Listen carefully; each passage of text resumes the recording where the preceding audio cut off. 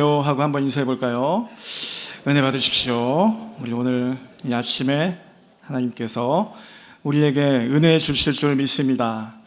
오늘 우리가 함께 이사야 말씀을 통해서 우리가 매주 드리는 예배에 관해서 이 예배에 관해서 우리 짧게 말씀을 나누고자 합니다. 오늘 말씀을 통해서 우리가 우리의 예배가 어떠해야 하는지 또 어떠했는지 점검해보고 또 결단하는 시간이 되길 소원합니다. 저는 매 주일 되면 저 뒤에서 이곳으로 오시는 성도님들에게 인사를 하면서 실은 슬쩍 성도님들의 얼굴을 살핍니다. 어떤 마음으로 예배당에 오고 계신가? 어떤 표정이신가? 참으로 다양한 표정으로 예배당에 오시는 성도님들을 보게 되죠. 그리고 이 예배 이후에 제가 섬기는 이 소년부에 가서 역시나 우리 소년부 아이들의 얼굴을 살펴봅니다. 우리 어른들은 얼굴을 잘 숨기지만 우리 아이들은 얼굴에 다 드러납니다. 억지로 예배 온 아이도 있고 아니면 예배 올 때부터 기쁨에 가득 찬 예배 그런 아이가 있고 정말로 엄마 손에 끌려서 온 그런 아이들도 있습니다. 다양한 그런 얼굴로 예배에 나오지 않습니까? 그런데 이 앞에 서서 참게 찬양을 하며 예배를 드리다 보면 이 찬양과 또 선포되는 말씀과 기도하는 가운데 서서히 우리가 예배로 빠져들게 되는 것을 보게 됩니다.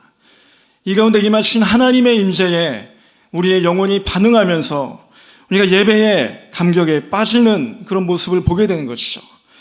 그렇기 때문에 우리는 예배를 드리면서 예배의 감격에 빠지고 때로는 나도 모르게 이 예배를 통해서 믿음의 결단을 할 때도 있습니다.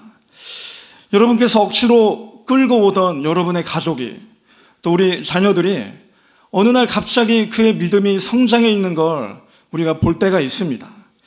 이 예배에 나오는 그 교육부서 아이들이 어느 날 갑자기 그의 믿음이 성장해 돼 있는 걸 볼 때가 있습니다. 그 성장의 중심에 바로 예배가 있는 것입니다. 그래서 예배는 참 중요합니다. 누군가는 느끼지 못하고 우리의 눈엔 보이지 않을 수 있지만 우리는 이 아침에 드리는 이 예배 가운데 조금씩 변화되고 있는 줄 믿습니다. 여러분께서는 이제껏 수많은 예배를 드려 오시면서 정말 기억에 남는 그런 예배가 있으신가요? 정말 잊을 수 없는 그런 예배의 감격을 경험하셨거나 기억에 남는 설교를 들으셨거나 아니면 신비한 은혜의 체험을 하셨을 수도 있습니다. 오늘 우리가 읽은 본문 말씀에서 이사야가 바로 그런 체험을 이 예배 가운데 하는 것입니다. 이사야가 예배로 나아갔을 때 그 예배를 통해서 이사야는 그의 삶이 송두리째 바뀌는 경험을 하게 됩니다. 이사야의 경험을, 그 예배의 경험을 두 단어로 요약하자면 바로 거룩과 영광이라고 말할 수 있습니다. 예배할 때 하나님의 거룩하심과 하나님의 영광의 자리에서 이사야의 삶이 완전히 변하게 된 것이죠. 그런데 우리가 이사야의 이 거룩한 예배 이야기를 나누기 전에 한 가지 간과할 수 없는 이야기가 있습니다. 6장 1절 말씀 보시면 이사야가 어느 시대에 이 이야기가 시작되는지 나오는데 구약의 왕의 이름이 하나 등장합니다. 바로 6장 1절에 우시야 왕이 죽던 해에 라는 것이죠. 우시야라는 이름의 구약의 왕이 죽던 해부터 이사야는 이 유다의 선지자로 부름을 받았습니다. 이 우시야 왕이 죽던 해에 이게 어떤 의미일까요? 우시야 왕이 죽던 해에 이것은 우리에게는 구약에 있는 수많은 왕들 중에 한 명이 죽었구나, 세상을 떠났구나 정도로 느껴지겠지만 이사야 당시 이 남유다 사람들에게 있어서 이 우시야라는 왕의 이름은 살아있는 경고장이었습니다. 우시야라는 그 이름의 뜻은 그 이름 자체가 영적인 경고문, 위험함을 알리는 그런 표지였습니다. 우리나라도 역사를 돌아보면 연산군, 광해군 하면 그 시대가 얼마나 힘들었는지를 알려주는 그런 바로미터 역할을 하는 것처럼 우시야라는 이름이 그런 것입니다. 우시야가 죽던 해, 그쯤은 이스라엘이, 유다가 영적으로 위험한 그런 순간이었습니다. 우시야 왕은 사실 유다의 좋은 왕들 중 한 사람이었습니다. 우시야는 유다를 52년이나 왕으로 다스렸죠. 엄청나게 긴 세월을 왕으로 다스린 것입니다. 구약에서 왕을 오래 했다는 것은 그가 괜찮은 왕이었다는 걸 증명합니다. 우시야가 왕이었을 때 이웃 나라인 블레셋과의 전쟁에서도 승리하고 아람과의 전쟁에서도 승리해서 이 남유다의 영토가 크게 확장됐습니다. 우시야는 훌륭한 왕이었습니다. 정치적으로만 훌륭한 것이 아니라 이렇게 너무 잘하면 신앙이 약하기 마련인데 우시야는 하나님을 경외했던 왕이었습니다. 그 곁에 있었던 스가랴 선지자를 항상 곁에 두고 그를 통해서 하나님의 말씀에 항상 귀 기울였던 그런 신앙이 훌륭한 왕이었죠. 그래서 역대기는 우시야를 향해서 그는 여호와 보시기에 정직한 왕이었다, 긍정적인 왕으로 그를 평가하고 있습니다. 그런데 왜 이 우시야 왕이 그렇게 훌륭하고 하나님을 경외했던 왕이 그의 이름이 이 온 유다의 경고장처럼 되어버린 것일까요? 한때는 하나님을 경외했고 유능했지만 그가 왕으로서 큰 성공을 거두자 인생의 절정에 올랐을 때 그의 마음에 교만이 찾아온 것 같습니다. 역대하 26장 16절 말씀 보시면 우시야의 그가 가장 큰 성공을 이룰 때 이렇게 말하고 있습니다. 그가 강성하여짐에 그의 마음에 교만하여 악을 행했다 라고 평가하고 있는 것이죠. 그가 잘 나갈 때 하나님 앞에 교만이 찾아왔고 결국은 하나님 앞에 큰 죄를 범하게 된 것입니다. 이스라엘의 첫 번째 왕이었던 사울이 했던 그 똑같은 실수를 우시야가 저지릅니다. 어느 날 우시야가 예배를 드리기 위하여 성전에 나아갑니다. 예배의 주인공은 온전히 하나님이신데 그날따라 우시야는 자기가 예배의 주인이 되고 싶었던 것 같습니다. 그래서 예배당 성전 앞에 있는 향로로 뚜벅뚜벅 걸어갑니다. 오로지 아론의 자녀들, 제사장들에게만 허락된 분향을 이 왕인 우시야가 직접 하겠다는 것입니다. 예배의 중심은 하나님인데 우시야가 그 예배의 주인공이 자기가 되려고 한 것입니다. 하나님을 예배하는 자리에서 우시야가 주인공이 되어버렸습니다. 이를 막기 위해서 대제사장이었던 아사랴와 정의로운 제사장들 80명이 성전에 들이닥쳤습니다. 급하게 왕의 앞을 가로막으며 왕이시여 그러시면 안 됩니다 막아섭니다. 하지만 우시야는 자기 눈앞에 서 있는 대제사장과 제사장의 만류에도 아랑곳하지 않습니다. 불같이 화를 내면서 내가 이 나라의 주인인데, 내가 이 나라의 왕인데 누가 나를 막느냐, 내 마음대로 예배드리는데 누가 나를 막느냐 소리 지르고 화를 냈다는 것이죠. 그 순간 하나님의 심판이 우시야에게 임한 것입니다. 모두가 보는 앞에서 우시야의 얼굴에 나병이 생겨납니다. 구약 성경에서 이 나병이라는 병은 하나님의 심판으로서 여겨지기도 했습니다. 이 나병에 걸리면 이스라엘 공동체에서, 거룩한 공동체에서 분리되어야만 했습니다. 우시야는 하나님께 심판을 받은 그 즉시 성전에서 쫓겨나게 됩니다. 성전에서 쫓겨난 것뿐만 아니라 이스라엘 공동체에서 쫓겨나서 남은 여생을 나병 환자로 보내면서 격리되어서 외롭게 살다가 죽은 것입니다. 그는 여생 동안 성전에 들어가서 하나님 앞에 나아갈 수도 없었고 또 거룩한 백성의 공동체에도 들어갈 수 없었습니다. 우시야는 여전히 왕이었지만 더 이상 성전과도 닿을 수 없었고 하나님의 백성의 무리와도 닿을 수 없었습니다. 우시야의 이름은 살아있는 병고장이 된 것입니다. 시간이 한참 흘러서 2차 세계대전이 한참일 때 예루살렘의 도시 외곽에서 초라한 무덤이 하나 발견됐다고 합니다. 이 무덤이 진짜인지 아닌지는 확실하지 않지만 이 무덤의 입구에 이런 경고문이 써 있었다고 합니다. 여기에 유다왕 우시야가 묻혀 있다. 아무도 절대로 이 문을 열지 말 것. 그의 죽음마저도 경고장이 된 비참한 우시야 왕인 것이죠. 성전은 하나님을 만나는 곳인데 누구 나와서 하나님을 만나는 그 자리에서 우시야는 쫓겨나 버렸습니다. 우시야는 실패한 예배를 드렸습니다. 우시야의 실패한 예배가 오늘 이 아침에 우리에게도 동일한 경고를 주지 않습니까? 우리가 매주 아침마다 드리는 이 예배 가운데 여러분께서는 어떤 마음으로 하나님을 예배하고 계십니까? 여러분 어떤 마음가짐으로 이 자리에 나오셨고 어떠한 자세로 하나님 앞에 서셨습니까? 예배는 거룩하신 하나님 앞에 나아가는 것인 줄 믿습니다. 여러분이 나와 계신 이곳은 거룩하신 하나님을 예배하는 거룩한 장소인 줄 믿습니다. 모세가 광야에서 불타는 나무 가운데 하나님을 만났습니다. 그때 하나님께서는 모세에게 말씀하시길 너가 서 있는 곳은 거룩한 땅이니 너의 신의 신발을 벗으라 말씀하셨습니다. 신발을 벗는다는 것은 자기 삶의 주인이 자기가 아님을 고백하는 것입니다. 내 삶의 주인이 내가 아니라 하나님께 있음을 고백하는 자리가 바로 예배의 자리인 줄 믿습니다. 그게 거룩한 하나님 앞에 나아가는 우리의 자세가 되어야 될 줄 믿습니다. 제가 처음 전임 사역자가 되었을 때 교회가 생각이 납니다. 소위 말하는 오래된 전통 장로교회였습니다. 빨간색 건물로 지어졌고 참 아름다운 교회여서 지금도 기억에 많이 남습니다.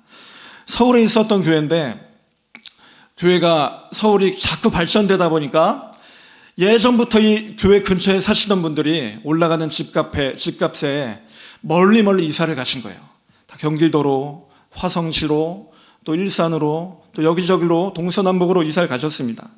근데 지금도 기억에 남는 것은 금요일만 되면 이 교회를 떠나지 않으시고 이 교회에 멀리 이사 가신 분들이 다 교회로 오시는 거예요. 그런데 금요일부터 주무시는 거예요. 금, 토, 주일까지 2박 3일을 주무시는 겁니다. 금요일 날 저녁에 금요 기도회부터 시작해서 토요일 날 교회 청소하시고 주일 날 거룩하게 예배 드리고 월요일 아침이 되면 집에 가시는 거예요.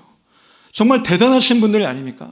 그래서 우리 교역자들이 그분들을 원정대라고 불렀습니다. 동서남북에서 금요일만 되면 교회를 향해 원정을 오셔서 주무시고 예배하시는 모습. 저는 이런 열정이야말로 한국교회를 발전시켜왔고 지금도 그 열정이 우리를 부흥케 할 그런 믿음이라고 믿습니다. 근데 그 당시에 금요기도회를 우리 부교역자들 4명에서 돌아가면서 했거든요. 근데 우리 부교역자 중에 그때 갓 신학교에 입학한 젊은 전도사님이 계셨습니다. 이분이 얼굴도 애기 같고 그리고 교회 사역을 완전히 처음 하는 분이라서 작년 설교가 좀 어색했던 것 같아요. 그런데 이분이 금요 설교를 맡으니까 얼마나 힘들었겠어요. 근데 처음부터 잘할 수가 없는데 이 원정 오신 우리 성도님들이 이분의 설교가 마음에 들지가 않는 겁니다. 그래서 처음에는 조금 봐주다가 아마 저는 그 당시 강도사였으니까 저는 봐주셨던 것 같아요. 하지만 이 전도사님이 설교할 때 안 오시는 거예요. 분명히 교회에 오신 걸 알고 있는데 이 성도님들이 안 오시는 겁니다. 안 오시고 하다가 어느 날 결국에 불만이 터져버린 거예요. 목양실에 이분들이 단체로 찾아오셔서 애기 전도사님 금요일 설교에서 빼달라는 거예요. 멀리서부터 은혜 좀 받으려고 왔는데 멀리서 와서 은혜 좀 받고 싶은데 애기 전도사님 설교할 때마다 은혜 못 받겠다. 저 전도사님 좀 빼달라 건의하신 거예요. 제가 이분들을 정말 존경하고 그리고 닮고 싶었는데 그때 조금 실망했던 것 같습니다. 하지만 동시에 나 자신의 예배를 한번 돌아보게 된 것 같아요.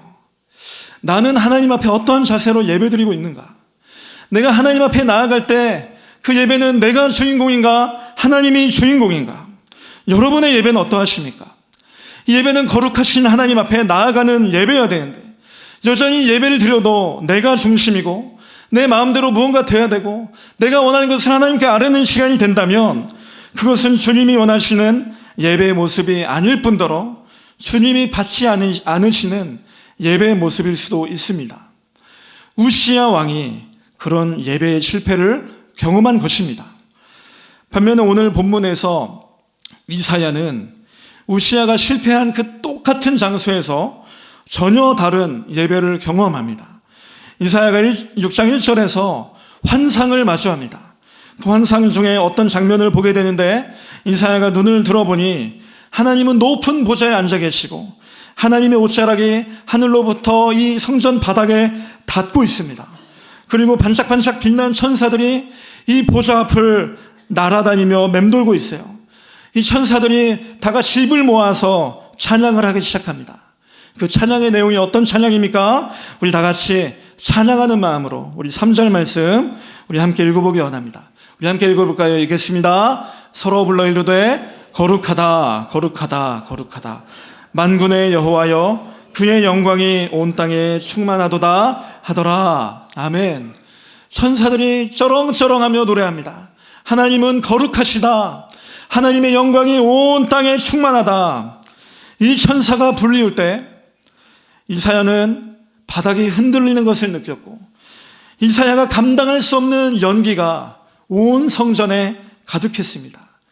성경에 나오지 않았지만 이사야는 분명히 무릎을 꿇고 그 바닥에 바싹 엎드려 벌벌 떨고 있었을 것입니다. 지금 이사야가 본 게 무엇입니까? 이 성전에 와서 그가 예배 중에 마주하게 된 것은 바로 임재하시는 하나님을 본 것입니다. 이사야는 예배 가운데 임재하시는 하나님을 경험한 것입니다. 그런데 우리가 주목할 것은 천사들의 노래입니다. 천사들이 하나님을 향해 어떻게 노래했습니까? 하나님은 거룩하시다. 거룩, 거룩, 거룩, 거룩을 3번이나 강조해서 하나님을 찬양하죠. 이 거룩이라는 의미가 무엇일까요? 거룩이라는 의미는 첫 번째로는 구별된다라는 의미를 가집니다.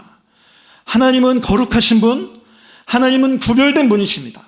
하나님은 우리와 다르신 분이다라는 것이죠. 그런데 생각해보면 우리는 모두가 다르지 않습니까? 여기 계신 모두가 얼굴도 다르게 생겼고 성격도 다르고 모든 환경이 다릅니다. 하지만 천사들이 노래하는 이 거룩이라는 개념은 우리가 적당히 다르다는 그런 개념이 아니라 하나님은 우리와 완전히 다른 존재라는 것을 찬양하는 것입니다. 우리의 예배를 받으신 하나님은 우리로부터 완전히 구별된 분으로서 전지전능하시고 무소부재하시고 말씀으로 세상을 만드신 놀라운 능력의 하나님, 자기가 말씀으로 만드신 피조물과 완전히 구별되는 거룩하신 하나님 앞에 우리가 이 주일 아침에 예배하러 나오는 것입니다. 그런데 이 천사들이 또 그 자리에서 어떻게 노래했냐면 그의 영광이 온 땅에 충만하다. 그는 영광스러운 분이다 라고 했습니다.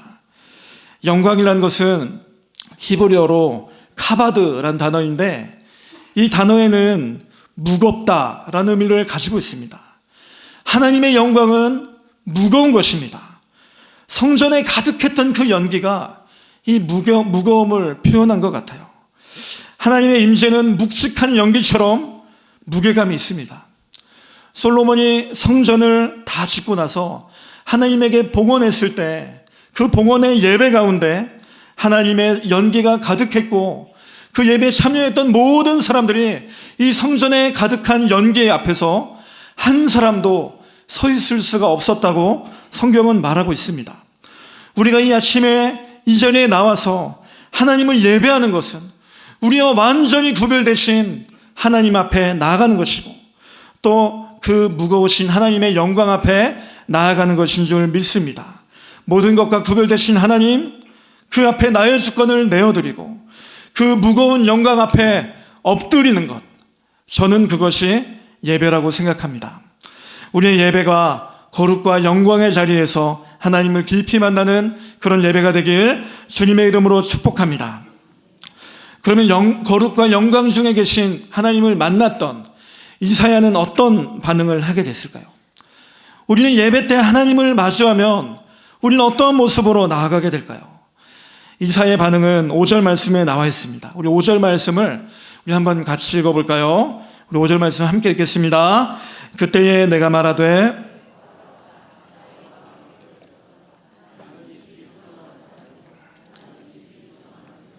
거주하면서 만군의 여호와이신 왕을 배웠음이로다 하였더라. 아멘. 이사야는 예배 가운데 성전에 계시는 하나님의 거룩하심과 영광을 마주했습니다. 그런데 그 높이 계신 하나님을 보는 순간 이사야가 동시에 느낀 것은 무엇이냐면 자기 자신이 어떤 존재인지를 뼈저리게 느낀 것입니다.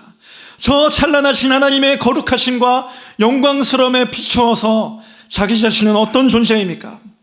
더럽고 추한 죄인인 것을, 비참한 죄인인 것을 발견하게 된 것입니다. 여러분이 이사야의 반응이 이 예배 가운데 나타나는 우리들의 반응인 것입니다. 매 예배 때마다 우리가 하나님을 만날 때 우리가 동시에 느끼는 것이 내가 얼마나 그 하나님 앞에 죄인됨을 느끼는 것입니다. 사도행전에서 성령 충만했던 베드로가 많은 군중들 앞에서 설교했습니다. 성령의 능력이 넘치는 그 설교 앞에 많은 사람들이 죄를 깨닫고 베드로 앞에 찾아와서 벌벌 떨면서 이렇게 말했습니다. 베드로야, 우리는 이제 어떻게 살아야 되는가? 나 같은 죄인은 이제 어떻게 살아야 되는가? 이게 하나님을 만난 사람의 정상적인 반응입니다. 종교개혁을 했던 마틴 루터는 말씀을 묵상하면서 자기가 얼마나 씻을 수 없는 죄인인 것을 알고 정말 죽을 것 같은 죄에 고민을 하며 나아갔습니다. 하나님의 거룩과 영광을 마주했을 때 첫 번째 반응은 바로 내가 얼마나 큰 죄인임을 깨닫게 되는 것입니다. 그 경험은 이사야가 경험한 것처럼 정말 죽을 것 같은 고통의 경험입니다. 이사야는 말합니다. 화로다. 나는 망하게 되었구나. 나는 죽었구나. 저 영광스럽고 거룩하신 하나님 앞에 나는 철저한 죄인이니 나는 죽어 마땅한 사람이구나. 이 죄를 깨닫는 과정은 결코 유쾌한 과정이 아닙니다. 반가운 경험이 아닙니다. 누구나 피하고 싶고 부끄러운 경험입니다. 이사야는 하나님을 만난 그 자리에서 그 절망을 느꼈고 괴로움을 느낀 것입니다. 그래서 본능적으로 나는 죽어야 되는 죄인이구나, 그런 탄식이 나오는 것이죠. 그런데 사랑하는 성도 여러분, 하나님은 우리를 그 자리에 그냥 두지 않으십니다. 이사야를 그렇게 이 죽음의 절망에, 죄의 절망의 자리에 그대로 두지 않으십니다. 천사가 제단에서 타고 있는 숯을 집게로 들어서 이사야의 입으로 가져갑니다. 그리고 이사야의 입에 대고 천사가 말하는 것이죠. 7절 말씀에 너의 악이 제하여졌고 너의 죄가 용서를 받았다. 너의 그 죄악이 사라졌고 너가 이제껏 가지고 온 그 모든 죄가 하나님 앞에서 용서받았다. 이것이 바로 하나님 앞에 예배를 드리러 나아갈 때 우리가 경험하는 죄의 용서의 은혜인 줄 믿으시기 바랍니다. 하나님은 예배 가운데 우리가 나아갈 때에 우리가 그 영광과 거룩하신 하나님 앞에서 내가 얼마나 뼈저린 죄악인지 깨닫게 하시지만 그 죄의 자리에 머물게 하지 않으시고 우리를 하나님의 은혜로 덮어주시고 하나님의 죄의 용서의 자리로 데려가시고 우리를 회복의 자리로 데리고 가시는 그 하나님의 은혜가 우리의 예배 가운데 경험되게 되길 주님의 이름으로 축복합니다. 우리가 주일 아침에 이곳에서 예배 드릴 때 참회의 기도를 하나님 앞에 드리며 나아갑니다. 여러분, 그 참회의 기도를 그저 그런 시간으로 기도하고 지나가지 마십시오. 우리의 마음을 담아서 하나님 앞에 참회의 기도를 드리며 우리가 그렇게 나아갈 때에 우리를 향해서 은혜의 자리를 예비하신, 우리를 회복의 자리로 예비하신 그 자리로 우리가 하나님께서 우리를 인도하실 줄 믿습니다. 이렇게 죄 용서를 받은 이사야는 완전히 새로운 차원의 예배로 나아갑니다. 죄를 용서받은 이사야의 귀에 하나님의 음성이 들려오는 것이죠. 우리 다 함께 8절 말씀을 우리 함께 읽어보기 원합니다. 8절 말씀입니다. 내가 또 주의 목소리를 들으니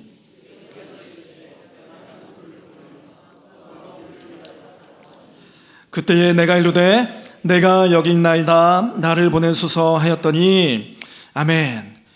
이사야의 귀에 음성이 들려오는데 그 음성은 바로 하나님의 음성이었습니다.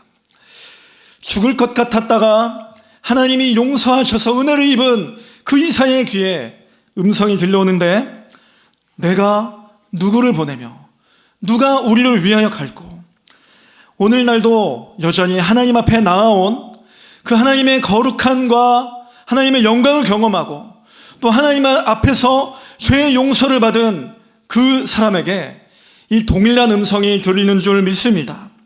누가 하나님의 나라를 위하여 일어나고 누가 주님의 몸된 교회를 위하여 헌신할까? 그 음성이 들려오는 것입니다. 하나님의 마음이 나의 마음이 되고 하나님의 눈이 가는 곳에 나의 눈이 가고 하나님의 말을 내가 하게 되는 것입니다. 가끔 성도님들의 간증을 듣다 보면 이런 고백을 하시는 분을 만날 때가 있습니다. 아무 생각 없이 예배를 드리다가 갑자기 어떤 봉사를 해야겠다는 마음이 들고 또 갑자기 어떤 사람에 대한 생각이 들어서 정말 아무 생각 없이 예배에 왔다가 예배 후에 전혀 이전에 하지 않았던 결단을 하고 예배를 마치는 그런 경험을 하셨다라는 그런 간증을 들을 때가 있죠. 그것은 틀림없이 하나님이 주시는 마음인 줄 믿으시기 바랍니다. 예배 중에 거룩과 영광을 경험한 사람, 그 사람에겐 틀림없이 하나님의 음성이 들려집니다. 하나님의 사명이 주어집니다. 여러분 예배를 마칠 때 여러분의 모습은 어떤 모습입니까? 목사님이 축도를 하시고 찬양대가 아름다운 폐회송을 부르면 여러분은 어떤 모습으로 예배를 마치십니까? 급하게 교회 문 밖으로 나가기 바쁘십니까? 그날 설교를 평가하면서 잘했다, 짧았다, 예화가 재밌었다 평가하면서 밥 먹으러 식사하러 가십니까? 급하게 산으로 들러 가십니까? 아니면 오늘 예배 가운데, 찬양 가운데, 목사님의 말씀 가운데 특별한 은혜로 나에게 말씀하신 그 하나님의 음성에 집중하면서 그 자리에 잠깐 앉아서 기도하셨던 경험이 있으십니까? 왜 하나님은 이 말씀을 나로 하여금 듣게 하셨나? 왜 하나님은 이 고민을 나에게 하게 하셨을까? 왜 내 머릿속에 자꾸 그 사람이 생각날까? 그 봉사의 자리 비어 있다는데 왜 내 마음속에 고민이 될까? 여러분 이 마음은 하나님께서 주시는 마음이고 고민인 줄 믿으시기 바랍니다. 하나님을 만난 사람, 하나님의 그 죄의 은혜를 경험한 사람에게 하나님이 말씀하신 겁니다. 누가 우리를 위하여 갈고 누가 하나님의 나라를 위하여 일어나서 나의 이름을 전할까? 그래서 여러분의 이 예배가 마칠 때에 이사야처럼 크게 선포하진 않을지라도 여러분 혼잣말로라도 아니면 마음속으로라도 이렇게 고백하시길 바랍니다. 주님 내가 여기 있습니다. 주님 나를 사용하여 주시옵소서. 말씀을 정리하겠습니다. 우시야와 이사야는 똑같은 장소에서 예배를 드렸습니다. 하지만 이들의 결과가 전혀 달랐습니다. 우시야는 실패한 예배를 드렸습니다. 하지만 이사야는 그 자리에서 거룩하고 영광스러우신 하나님을 만나고 죄의 용서함을 경험했습니다. 죄를 용서하신 하나님은 이사야를 사명자로 세우셨습니다. 누가 우리를 위하여 갈고 이 하나님의 음성에 이사야는 성전이 쩡쩡 울릴 정도로 크게 주님 나를 사용하여 주시옵소서 외쳤습니다. 여러분의 예배는 우시야의 예배입니까? 이사야의 예배입니까? 오늘 이 아침에 나와 우리가 하나님 앞에 드리는 이 예배는 어떤 예배입니까? 오늘 우리의 예배가 우리의 일상이 되었습니다. 수요일에도 예배드리고 금요일에도 예배드리고 다락방과 또 새벽에도 이 자리에 나와서 예배드립니다. 그때 여러분 어떤 마음으로 이 자리에 오고 계십니까? 누군가는 이 자리에 나와서 한량없는 하나님을 경험하고 정말 영광의 그 예배를 경험하고 또 똑같은 자리에서 누군가는 건조한 예배를 경험하기도 합니다. 사랑하는 성도 여러분, 우리의 예배가 이사야의 예배가 되기를 주님의 이름으로 축복합니다. 거룩하신 하나님 앞에 이 영광이 풍성하신 하나님 앞에 이 예배의 자리로 나아가십시오. 이 가운데 임재하시는 하나님 앞에 하나님을 만나십시오. 주님께서 우리에게 주시는 풍성한 은혜를 예배 가운데 누리십시오. 그 은혜에 반응해서 여러분의 예배 끝에 주님 제가 여기 있습니다. 주님 나를 사용하여 주십시오. 마음에 힘을 주고 고백하며 나아갈 수 있는 우리 모두가 되길 주님의 이름으로 축복합니다. 기도하겠습니다. 거룩하신 하나님 아버지